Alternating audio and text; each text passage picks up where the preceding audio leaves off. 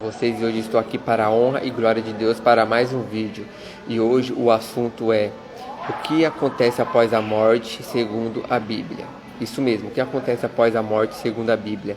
O que a Bíblia, as Escrituras Sagradas, tem a nos dizer?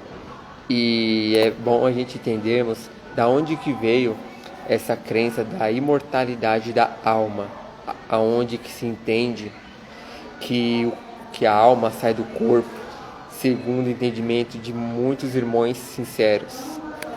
Primeiramente, Platão, um filósofo grego, ele acreditava que a alma era mais importante do que o corpo. Ou seja, ele acreditava que existia uma alma dentro de nós. E Platão ensinava que o corpo era a prisão da alma. Mas de acordo com a Bíblia, 1 Coríntios 6:19, o nosso corpo é o templo do Espírito Santo, certo? Vamos ver alguns textos aqui. Primeiramente, Gênesis 2:7. Gênesis 2, verso 7, para a gente entender o que acontece após a morte,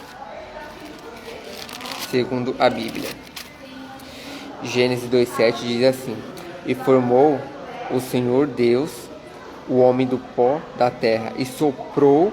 Essa palavra soprou, no hebraico nefesh, significa alma, sopro, entende?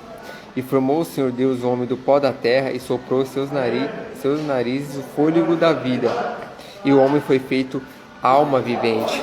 Ou seja, o homem foi feito uma alma vivente. Ele não tem uma alma vivente, entende? Ele é uma alma vivente como um todo.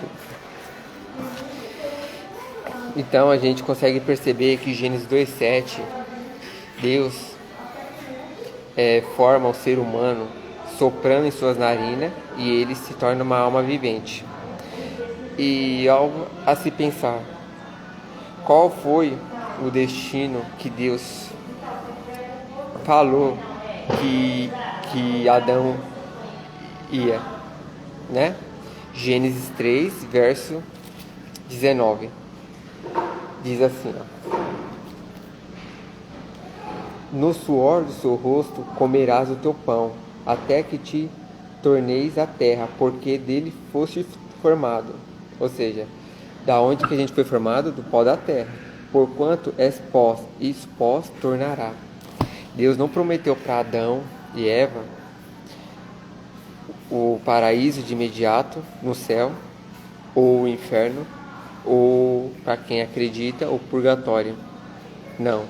Deus falou que o destino deles após a morte, após eles comerem da árvore do conhecimento do bem e do mal, era a morte, o pó da terra, certo? Eclesiastes 9, 5, 6 e 10 também nos fala algo a respeito, que a Bíblia menciona a morte como um sono sem sonhos, certo? Eclesiastes, vamos lá para o livro de Eclesiastes,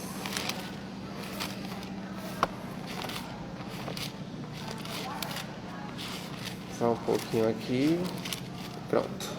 Eclesiastes 9, 5, 6 e 10 diz assim: Os vivos sabem que vão de morrer, mas os mortos não sabem nada.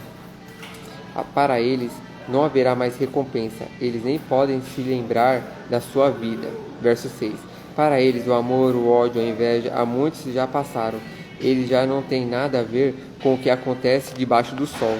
E o verso 10: Faça bem feita qualquer coisa que você tiver de fazer depois da morte. Para onde você vai, não se pode fazer planos, nem trabalho. Lá não há conhecimento nem sabedoria. Entende? Então, o livro de Eclesiastes também apresenta a morte como um sono sem sonhos.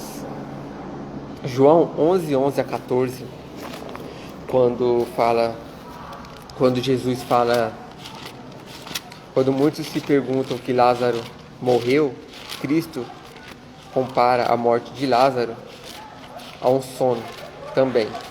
Vamos lá para João 11, 11 a 14.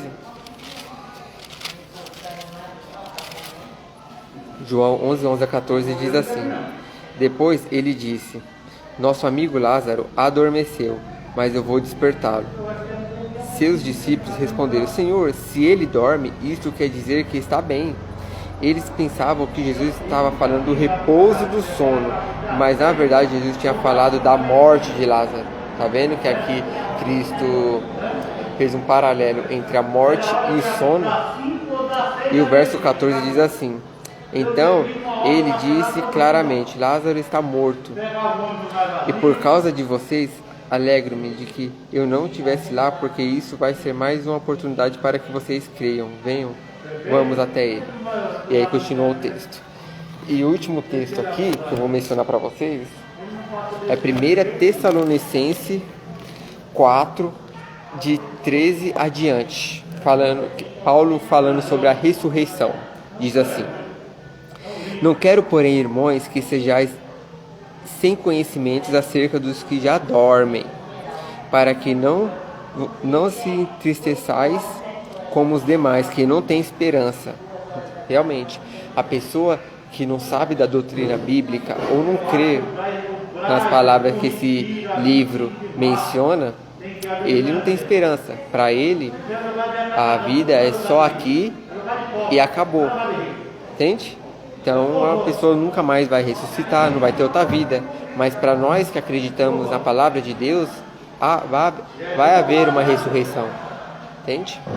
E o verso 14 diz assim: porque se cremos que Jesus morreu e ressuscitou, assim também os que em Jesus dormem, Deus os tornará a trazer com ele. Verso 15: dizemos-vos, pois isto pela palavra do Senhor, que nós, os que ficarmos vivos para a vinda do Senhor, não precederemos os que dormem. Ou seja, ambos vão juntos. Os justos que vão estar mortos e os justos que vão estar vivos na vinda de Cristo. Ambos vão juntos para o céu. Não vai ser uma alma penada para o céu. Vai ser um corpo glorificado.